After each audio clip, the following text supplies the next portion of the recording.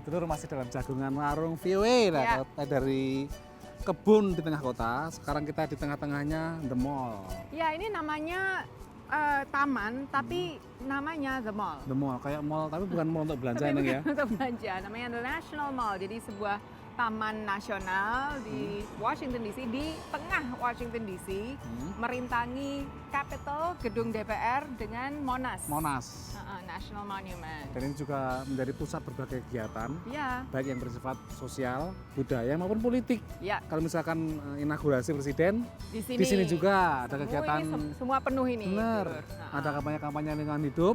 Juga Ya. di sini, konser-konser di sini. Ya, dan ini di belakang kita adalah museum, salah satu museum Smithsonian, Natural History Museum. Ini memang juga lingkungan museum juga. Dari Ya. di samping gedung-gedung federal juga banyak gedung-gedung yang merupakan museum. Di sini, Ya, gitu ya. ngomong-ngomong gedung, Cak, Hmm. banyak rumah di Amerika yang masang panel surya. Surya, tenaga matahari gitu ya. Ya, betul. Tapi katanya masih mahal itu nih. Mahal sekali sehingga ada strateginya, Cak. Strateginya gimana? Yaitu rame-rame membeli, Hmm. kalau belinya banyak, Hmm. harganya diskon. Seperti arisan gitu. Iya, kan? Jadi satu kampung itu ayo daripada kita biar listriknya banyak, kita ini aja lah. Meskipun awalnya mahal, tapi nanti jatuhnya akhirnya Jatuhnya murah. jadi murah. Tapi- Jadi yang namanya solar panel co-op gitulah. Yang jelas pertambahan atau pertumbuhan penggunaan panel-panel surya ini, Cak, itu terus meningkat setiap tahun sebanyak 60%. Wah, Gitu. Jadi semakin banyak yang pasang. dan ini juga bagus karena emang dampak lingkungannya hampir tidak ada ya. Ya. Yang merusak lingkungan tidak ada. Tapi ada dampak ekonominya Apa? rupanya, Cak. Jadi sekarang ada perdebatan. Mm-mm.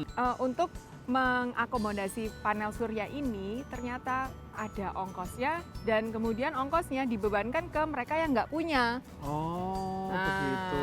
Wah, ini jadi juga kalau masalah lingkungannya itu sudah selesai, artinya tidak ada dampak lingkungan, kemudian juga lebih ramah lingkunan. Tapi ada kontroversi di dalam masalah Ada lain, kontroversi. masalah ekonomi gitu ya. Iya. Malah ini menarik juga ini. Kita lihat seperti apa ceritanya nih dulu. Microwave actually uses a lot of energy.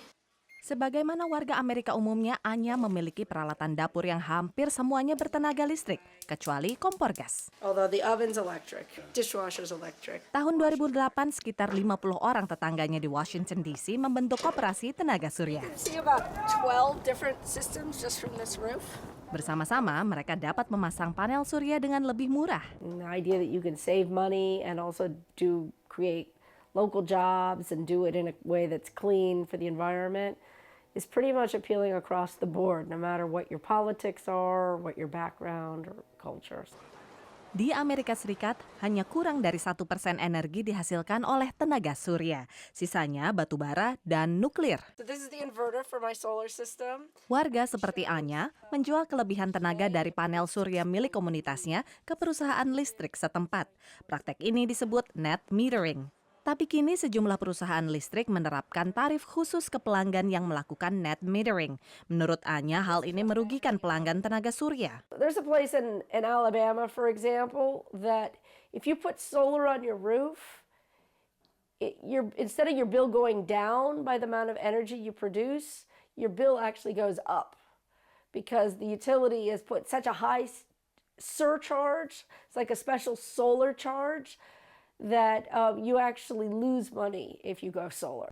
Sebagian pakar menilai tarif tambahan ini diperlukan untuk membagi beban biaya antara pelanggan surya dan non-surya. It's great for the people perhaps with the rooftop solar systems, but the other consumers of electricity have to pay for that price difference. They have to pay for the cost of the grid, of the generating capacity that has to be there for those peak times. Sejumlah negara bagian termasuk California tengah berusaha menyelesaikan masalah ini seiring dengan makin banyaknya warga Amerika yang beralih ke tenaga surya.